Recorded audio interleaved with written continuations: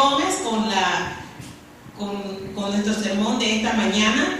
Esperamos que puedan entender y que el Espíritu Santo pueda tocar sus corazones para todos. En el nombre de Jesús. Amén.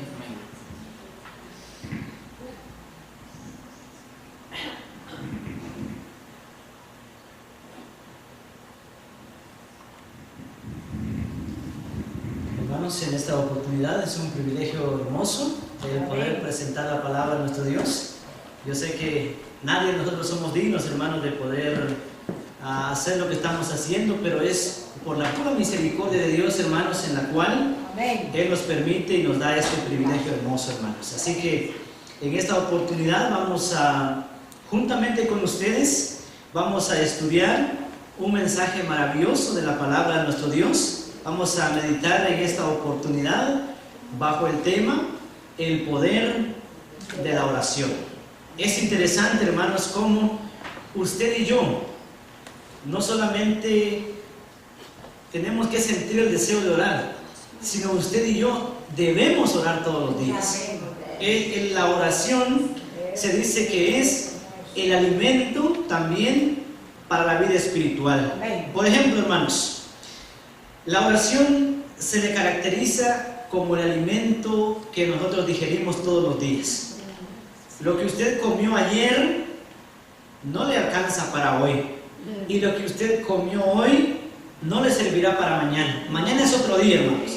Ayer fue el día pasado, hoy estamos en otro día diferente y mañana será otro día, hermanos. Así que todos los días nosotros necesitamos orar. En esta mañana, cuando usted se levantó, yo no sé, hermanos, cuánto tiempo usted oró. Quizá oró media hora, quizá una hora, y como pueda también que solamente oró un medio minuto. Yo no lo sé, hermanos, y no sé también cuál fue su oración en esta mañana, pero déjenme decirle, hermanos, que toda oración Dios nos escucha. Y Él está más dispuesto en responder a nuestra oración que nosotros estar dispuestos en recibir el milagro que Dios quiere hacer en nosotros. Se dice que las bendiciones de Dios es como el mar y nuestro corazón como un vasito así pequeño. Sáquenle un vasito de agua al mar y vea cuánto se nota con lo que usted sacó ahí. No se nota absolutamente nada. Y así es Dios con nosotros, hermanos. Él quiere darle de sus bendiciones a usted, pero lo que pasa es que Dios no puede obrar en nuestra vida porque no estamos dispuestos para recibir.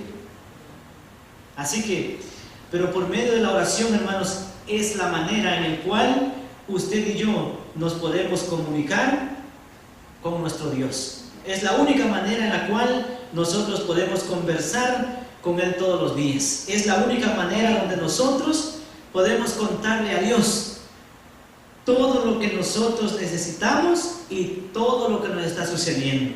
Y al estudiar la palabra de Dios, es la manera también donde Él nos habla y nos dice todo lo que nosotros tenemos que hacer y todo lo que Él quiere que nosotros debemos hacer todos los días. Pero me llama tanto la atención, hermanos, el himno que cantamos, el himno número 376, que dice: dulce oración.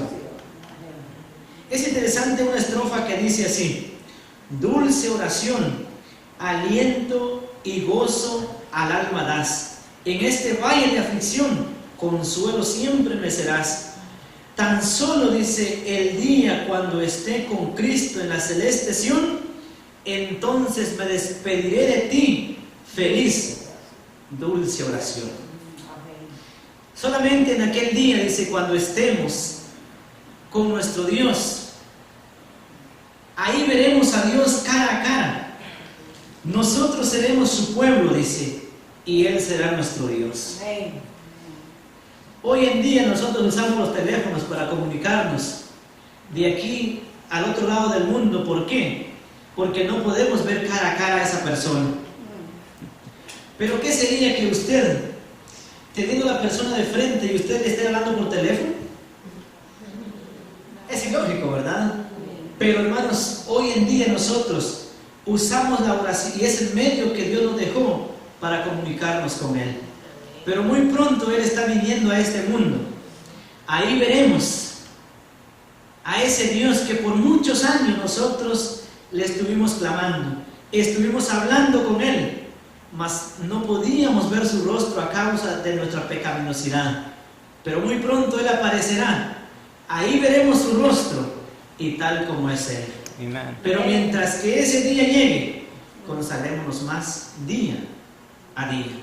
En esta oportunidad, hermanos, vamos a estudiar un mensaje muy maravilloso de la palabra de nuestro Dios.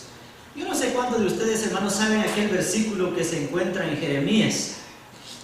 Aquel versículo que dice: clama a mí y yo te responderé. Y te enseñaré, dice, cosas grandes y ocultas que tú no sabes. ¿Cuántos saben ese versículo de memoria, hermanos? ¿No saben dónde se encuentra ese versículo? Se encuentra en Jeremías, ¿verdad? Vamos a ver el capítulo 33, hermanos, del libro de Jeremías.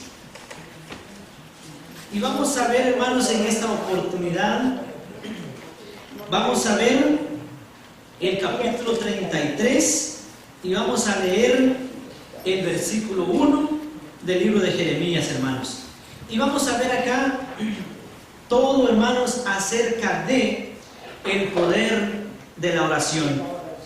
Y vamos a ver, hermanos, cómo cuando usted y yo le clamamos a Dios, Dios hace grandes milagros en nuestra vida. Miren, el versículo 1 del capítulo 33 de Jeremías dice así: cuando Jeremías, dice, estaba aún preso en el patio de la cárcel, por segunda vez recibió palabra del Señor que le dijo: así dice el Señor que hizo la tierra, el Señor que la formó para afirmarla, el Señor es su nombre. El versículo 33 dice: clama a mí y yo te responderé y te enseñaré cosas grandes y ocultas que tú no sabes, dice mi versión. Imagínense, hermano, la palabra de Dios en el capítulo 33 y dice diciendo así: por segunda vez Jeremías estaba preso. Pero usted se puede preguntar, ¿cómo es posible que una persona que le es fiel a Dios sea apresada como un delincuente? Pero la palabra de Dios dice que Jeremías había sido apresado por segunda vez. Pero estando Jeremías, dice, en el patio de la cárcel, ahí recibió ahora una palabra de aliento, que eso fue nada más y nada menos que palabra de Dios, que le dijo: Jeremías, clama a mí y yo te responderé. Hay momentos en la vida, hermanos, que usted y yo nos podemos encontrar en la misma situación en la que estaba Jeremías. Estaba preso por serle fiel a nuestro Dios. Pero ahí, en esa circunstancia, vino palabra de Dios a Jeremías que le dijo: clama a mí y yo te responderé. Y el versículo no queda solamente ahí, sino que dice: y te enseñaré cosas grandes y ocultas, le dijo Dios a Jeremías, que tú no lo sabes todavía. Y yo siempre me pregunto, hermanos, todos los días, ¿cuáles serán esas cosas que Dios quiere decirme a mí? A veces las pruebas, hermanos, son parte del cristianismo. Yo no sé cómo se construye, cómo se forma el oro, pero dicen que el oro se comprueba realmente si es oro pasándolo por el fuego. Si se purifica más, es que es oro verdadero. Pero si se derrite, no es oro. Ahora la madera, ¿cómo se comprueba si es madera? Pasándolo por el fuego. La madera no se purifica más. La madera se quema, hermanos. Cuando usted y yo estemos pasando por pruebas en esta vida, ahí se comprueba realmente de qué estamos hechos. O somos madera o somos oro. Porque todos en este mundo y en este momento, si yo preguntara en esta mañana, creemos en Dios. Amén. Todos creemos en Dios, hermanos. La Biblia dice, hasta los demonios creen. Y tiembla. Pero solamente que ellos tiemblan. Pero nosotros al conocer a Dios, nos gozamos en conocer a nuestro Dios. Pero una cosa, como les decía hace ratos, una cosa es creer en Dios y otra cosa es creerle a Dios.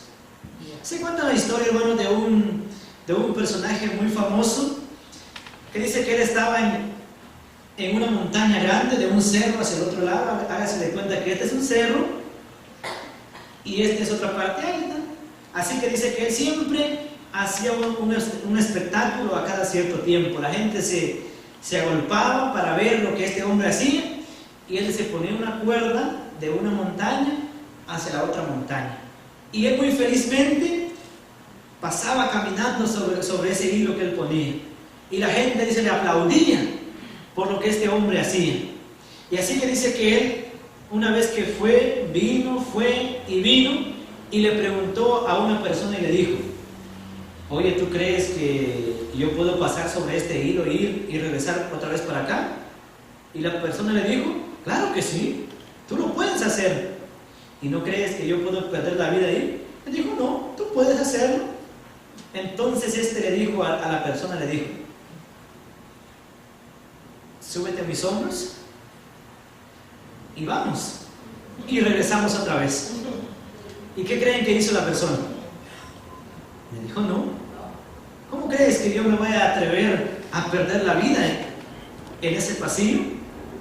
Pues así realmente somos nosotros los seres humanos, hermanos. Cuando todo está bien, decimos: yo amo a Dios. Y cuando encontramos a una persona, Dios te bendiga, hermano. Cuando esa persona está sufriendo, le decimos: ten paciencia, hermano, que Dios tiene el control. Pero cuando nosotros estamos en esa situación, realmente se prueba, hermanos, de qué somos hechos. Es como Job. Cuando él estaba en ese momento de sufrimiento, ahí se probó realmente quién era Job. Jeremías, cuando estaba preso, Dios viene y le dice: Jeremías, clama a mí y yo te responderé y te enseñaré cosas grandes y ocultas que tú no sabes. Nosotros hoy en día, hermanos, todos los días nosotros oramos.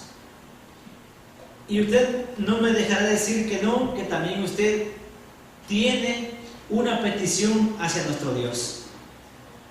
Hace días y hace años que usted le viene pidiendo a Dios por algo, pero todavía Dios no ha respondido. Ahora, en el capítulo 17 del libro de San Juan, hermanos, se cuenta una maravillosa historia de una oración que fue hecha hace más de 2000 años atrás. Y este personaje que hizo esa oración se llama Jesús. Y él en su oración dijo: no ruego solamente por estos, sino ruego por los que han de creer por la palabra de estos. Amén. Hermano, y déjenme decirle una gran noticia en esta mañana: que en esa oración que Jesús hizo hace más de 2000 años atrás, ahí estaba incluido usted, hermano. Amén. Yo no sé cómo se llama usted, y no sé cómo Jesús hizo para saber cómo se iba a llamar a usted en ese tiempo, hace más de 2000 años atrás. Él también oró por usted, querido hermano. Amén. Ahora, en el capítulo 12 del libro de Hechos se narra una maravillosa historia, hermanos, acerca de la oración, acerca de un hombre llamado Pedro. Y vemos acá en el capítulo 12 y versículo 1, perdón, hermanos, del versículo 1 del capítulo 12 dice: en ese tiempo, dice, el rey Herodes echó mano de algunos de la iglesia para maltratarnos. Y dice así: y mató a espada a Santiago, hermano de Juan. El versículo 3: al ver, dice, que esto agradaba a los judíos, prendió también a Pedro con la intención, dice, de matarlo también. Ahora vamos a detenernos ahí, hermanos. Pero miren, dice que Pedro también él fue tomado preso con la intención, dice, de matarle. Y como esto agradaba a los judíos, el rey Herodes dice, hizo y deshizo con los que quiso. Ahora, Pedro dice, fue también encarcelado. Pero algo curioso estaba sucediendo, mis queridos hermanos. Dice que la iglesia, el versículo 5 del capítulo 12, dice así: Pedro era guardado en la cárcel, pero la iglesia, dice, oraba todos los miércoles por Pedro. ¿O cómo dice su versión de usted? Todos los días. Todos los sábados, ¿verdad? No, todos los días. No. En el libro de Hechos, capítulo 12, versículo 5, dice así: que la iglesia, dice, oraba sin cesar todos los días por Pedro. Qué iglesia más unida la que tenemos acá, hermanos. Que cuando a un miembro de la iglesia le está sucediendo algo, toda la iglesia ora sin cesar por este miembro. Y yo sé que la iglesia de Long Beach también hace lo mismo, ¿verdad? Amén, hermanos. Así que ahora miren, acá tenemos una historia muy interesante acerca de el poder de la oración. Pedro era encarcelado, mas sin embargo la iglesia oraba sin cesar por Pedro. El versículo 7 nos dice de la siguiente manera: de repente, dice, apareció un ángel del Señor y una luz resplandeció en la cárcel.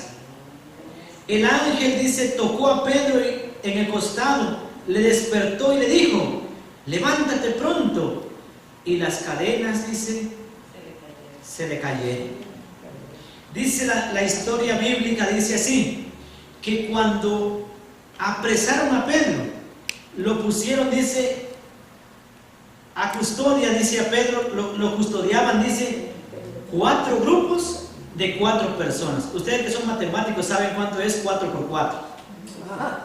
Imagínense, hermano, Pedro había sido encarcelado como el más grande delincuente, para estar entre 16 soldados, hermano. Y no solamente eso, sino aún encadenado. Pero la iglesia, dice, oraba sin cesar por Pedro. Un ángel del Señor, dice, le tocó a Pedro y le dijo: levántate. Entonces el ángel también le dijo a Pedro: síguete y ata tus sandalias. Y Pedro, dice la Biblia, lo hizo así. Así que Pedro, dice, le dijo el ángel a Pedro: sígueme. Y Pedro, dice, se levantó y lo siguió. Así pasaron, dice, la primera y la segunda guardia, y llegaron, dice, ahora a la puerta de hierro que ve, dice, hacia la ciudad. El ángel trajo a Pedro, pasaron la primera calle, la segunda calle, y ahora, dice, ahí el ángel dejó a Pedro. Y Pedro pensó, dice, que era una visión que él tenía, y ahí, dice, él recapacitó, y ahora Pedro, dice, se fue en dirección a casa. Pero algo me llama la atención, hermanos, en el versículo 12, dice así: al darse cuenta, dice, de esto, llegó a casa de María, madre de Juan, por sobrenombre Marcos, donde muchos, dice, estaban orando. Miren, hermanos, qué hermanos más unidos estos, que estaban orando para que Dios libertara a este apóstol Pedro.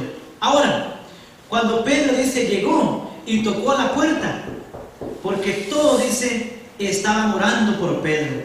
Así que ahora, dice, una muchacha llamada Rodi, impresionada por esto, dice, ella salió a ver quién era, y por emoción, dice, que al ver que era Pedro, esta muchacha no fue y abrió la puerta, sino que dice que ella corrió con los demás y dijo: Pedro está afuera.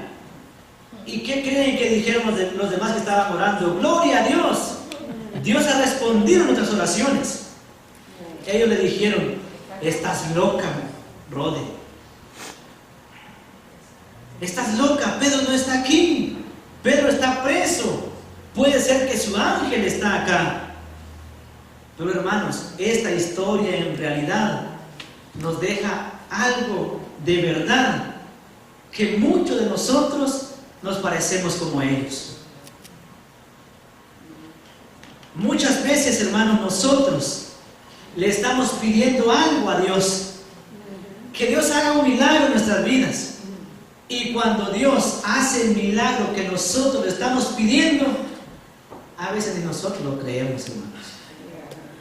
No porque sea grande el milagro que Dios hizo en nuestra vida, sino es por nuestra poca fe, que no nos ayuda a creer en Dios.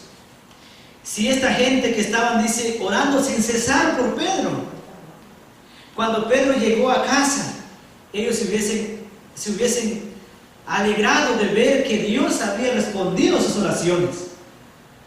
Pero en vez de ponerse gozosos porque Dios había respondido, ni ellos mismos creían que Dios había obrado de esa manera. Y esto puede pasar, hermanos, en nuestra vida hoy. Pedimos y le pedimos a Dios que haga un milagro y Dios responde, pero a veces no estamos preparados para recibir ese milagro, hermanos. Y por eso hoy en día no vemos milagros en nuestras vidas. A veces no vemos milagros en nuestra iglesia. ¿Por qué? Porque todos nosotros, hermanos, no estamos preparados para eso. Dios está más dispuesto en obrar un milagro en nuestras vidas que nosotros en recibirlo, hermanos. Y así fue como Pedro, dice, llegó a casa. ¿Por qué? Dice, porque la iglesia estaba orando por Pedro sin cesar, mas sin embargo, dice, ni los propios hermanos lo creían. Así que, hermanos, el poder de la oración hace grandes milagros. Amén. Y no dejemos de orar, hermanos, porque Dios nos responderá, no en el tiempo de nosotros, sino en el tiempo de Él. Y ojalá, hermanos, que nuestras oraciones sean siempre como la oración de Jesús en el Getsemaní, cuando Él dijo que no se haga lo que yo quiero, mas sin embargo que sea hecha tu voluntad. Pero muchas veces, hermanos, nosotros no estamos dispuestos a aceptar la voluntad de Dios. Nosotros queremos que se haga como nosotros queremos. Queremos que se haga en el tiempo que nosotros queremos, hermanos. Y por eso Dios no nos responde a veces, porque no es el momento indicado, hermanos. Pero ojalá, hermanos, que nosotros aprendamos a depender de Dios. Ojalá que nosotros aprendamos, hermanos, a aceptar la voluntad de Dios, a permitir que Dios haga en el momento de Él, porque dice que los tiempos de Dios son los tiempos perfectos, hermanos. Nuestros ojos no pueden ver más de aquí para allá, pero Dios conoce el fin desde el principio. Y Él dice que los planes de Él no son los planes nuestros, ni los caminos de Él son nuestros caminos, ni aún los pensamientos de Él, dice, son nuestros pensamientos. Pero si algo me llena tanto de paz y satisfacción, hermanos, es esto, que Dios dice, yo sé los planes que tengo para ti. Planes de paz y no de mal, para darte, dice, un futuro mejor. Y si yo preguntara en esta mañana, ¿cuántos de nosotros no queremos tener un futuro mejor, hermanos? Todos nosotros, hermanos. Si alguien viniese y nos dijese, mira, si tú me obedeces en esto, si haces esto, si trabajas para mí, vas a tener seguramente un futuro mejor.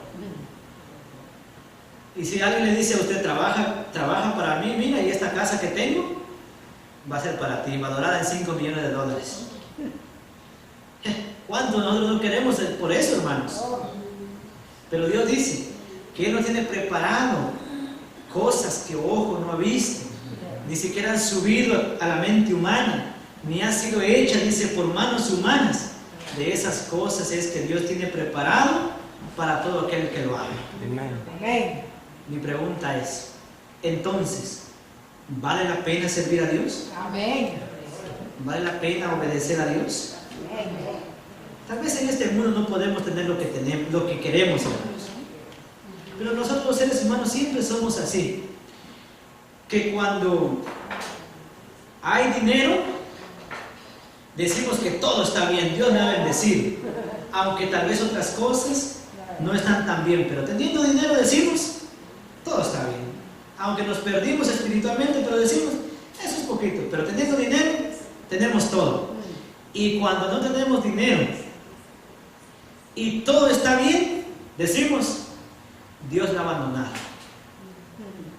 Pero nosotros los seres humanos nos hemos enfocado tanto en el dinero, que si no hay dinero no hay nada, pero si habiendo dinero, hay todo. Es verdad, la Biblia dice que el amor al dinero es la raíz de todos los males, no dice el dinero en sí.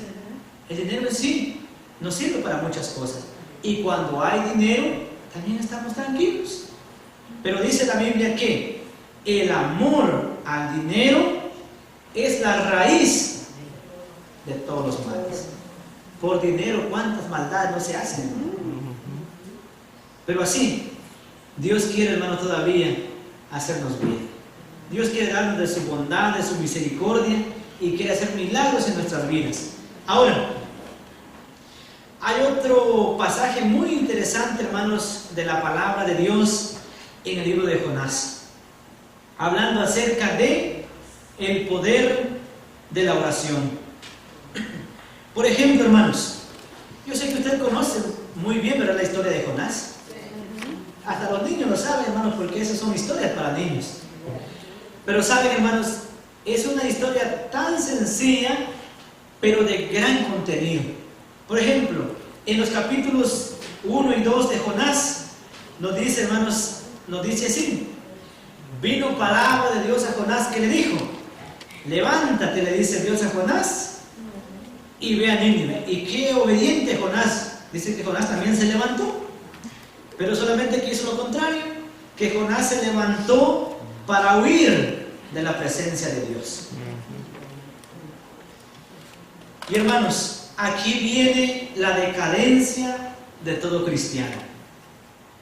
Desde el momento en que usted y yo decidimos desobedecerle a Dios, desde ahí viene nuestra decadencia, grada por grada, ahí viene, hasta que caemos en la profundidad del mar. Por ejemplo, Jonás dice que él desarrollaba su ministerio profético en el lugar llamado Gat-Hefer. Y miren, hermanos, cómo Jonás dice, desciende de Gat-Hefer al puerto. Ahí dice que descendió Jonás. ¿Para qué? Dice que Jonás descendió de Gat-Hefer a Jope. De Jope, dice Jonás, ahora descendió al barco.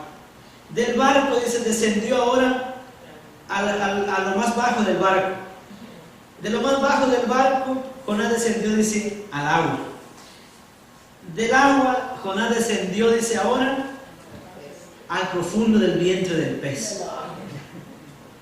Ahora, hermanos, ¿hasta dónde más quería llegar Jonás, hermanos? Jonás seguramente llegó a tocar la profundidad de la tierra, del mar. ¿Por qué? Todo empezó, hermanos, por su desobediencia. Pero ahora Jonás dice, estando en el vientre del pez, en la profundidad del pez, en la profundidad del agua, el capítulo 2 de Jonás dice así. Ahí Jonás hizo una oración y dice: entonces desde el vientre del pez Jonás oró a su Dios. Dijo: en mi angustia invoqué al Señor y Él me oyó. Desde el seno del sepulcro clamé y oíste mi voz. Yo no sé cuánto poder tiene la oración, hermanos, que puede traspasar el agua, puede traspasar la tierra y puede traspasar los límites de este mundo. Yo no sé, hermanos, a cuánta velocidad viaja la oración.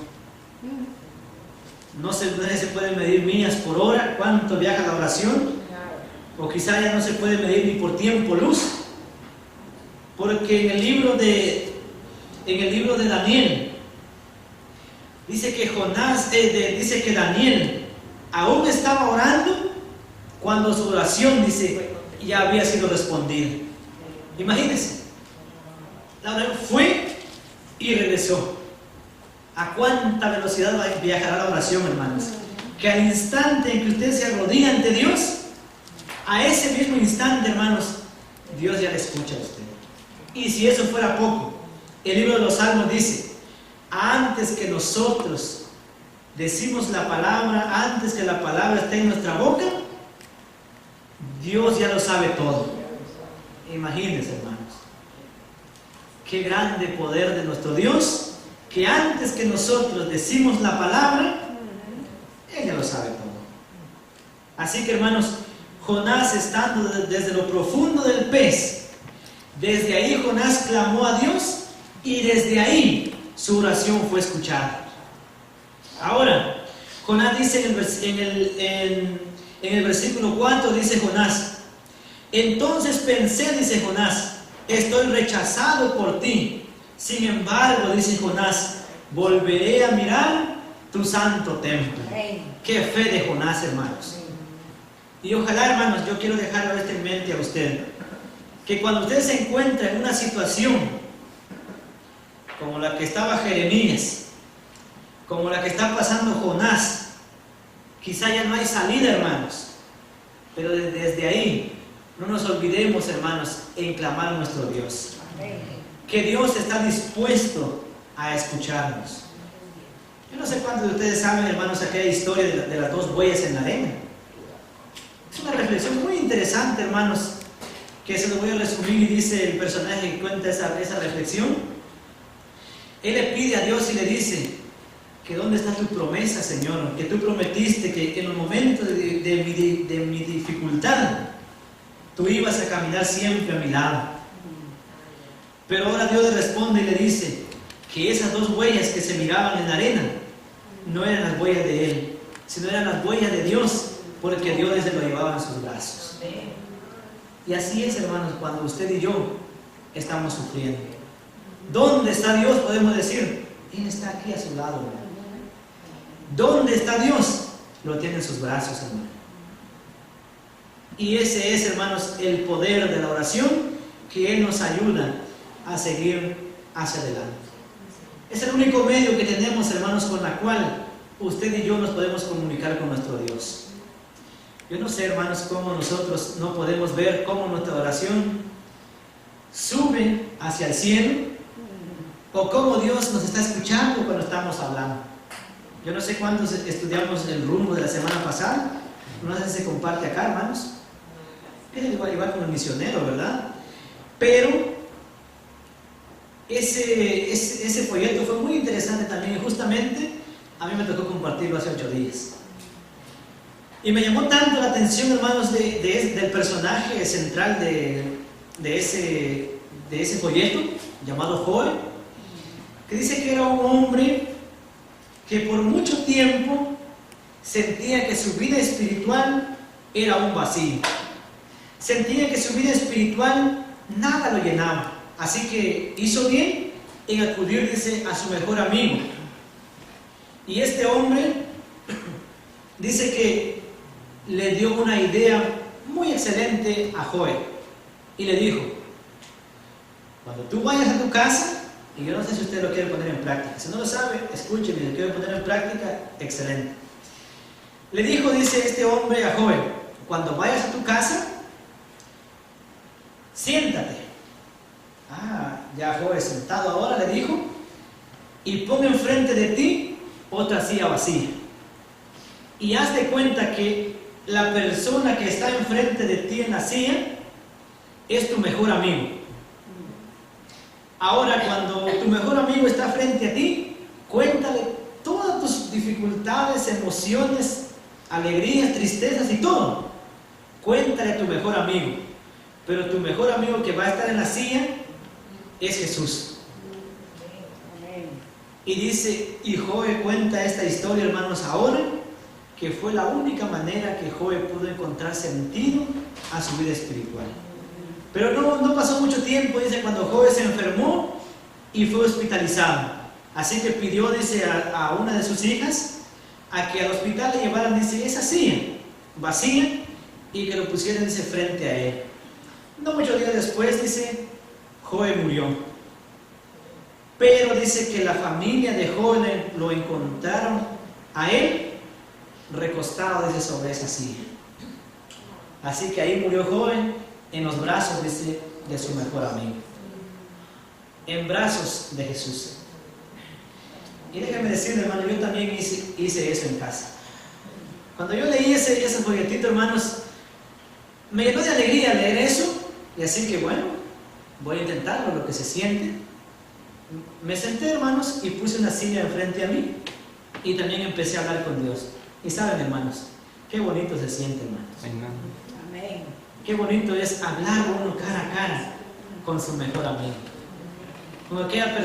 Qué bonito es hablar con aquella persona que le dice a usted, yo te entiendo. Y cuando usted más le falla, más esa persona está cerca de usted, hermano. Como dice Felipe Garibo, no entiendo por qué me amas tanto. Pero también él dice, ahora entiendo por qué. Y el cantante Marchena dice, mientras más me alejo, tú más me buscas. Y ese es Dios, hermanos. En ese momento, cuando nosotros le fallamos a Él, mucho más Él está cerca de nosotros. El himno de Felipe Garibo que dice, ¿cómo resistirme a ti, Señor? Dejó una huella en mi vida, hermanos, que yo creo que jamás lo voy a olvidar. Y es la letra de ese himno, hermanos, es extraordinario, con el cual dice, ¿cómo resistirme a ti, Señor? En los momentos fríos del invierno, tú estabas conmigo. Y ese es Dios, hermanos, porque Él no solamente ama, sino Él es el amor. Y el día que Dios dejaría de amarle a usted, ese día dejaría de ser Dios.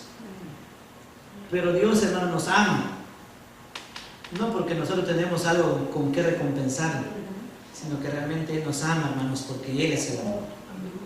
Y cuanto más usted quiere alejarse de Él, es cuanto más se le sigue a usted. Yo no sé, hermanos, cuántos de nosotros hemos sufrido un desprecio en la vida. Y los que han sufrido eso, saben lo que se siente ser rechazado. Pero nosotros quizá lo hemos sufrido por una vez, quizá 2 veces. Y eso ha dejado marcada nuestra vida. Pero Jesús, hermano, no solamente lo sintió por una vez, lo ha sentido de por siempre, lo sigue sintiendo y lo seguirá sintiendo. ¿Y por quiénes, hermano? Por todo el mundo. Y no solamente por el mundo, sino por usted y por mí. Y qué duro es, hermanos, ser rechazado. Y qué duro es amar a esa persona que no quiere nada que ver con usted, hermano. Qué duro es sonreírle a una persona cuando esa persona lo ignora a usted. Y qué duro es decir, Él es mi amigo, cuando esa persona le da la espalda a usted. Pero Jesús, hermanos, no hizo eso. Entre más nosotros lo rechazamos, más Él está cerca de nosotros. Por eso la Biblia dice, donde abundó el pecado, sobreabundó la gracia. Pero eso no nos da licencia, hermanos, para seguir pecando. Eso nos demuestra el amor de nuestro Dios. Y hay momentos en la vida que vamos a pasar por momentos de dificultad, pero no nos desanimemos, hermanos. Sigamos siempre hacia adelante. Como una persona dijo, que para atrás ni para tomar impulsos buenos. Así que, hermanos, siempre para adelante. Y la Biblia dice que nuestra salvación ya está más pronto, ya está más cerca del día en cuando creímos.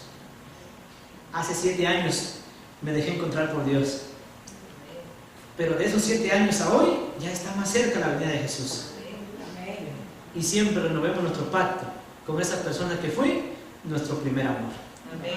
Así que, hermanos, en el momento de dificultad que usted esté, nunca se olvide que tenemos una llave, hermanos, que tiene 3:3. Jeremías capítulo 33, versículo 3.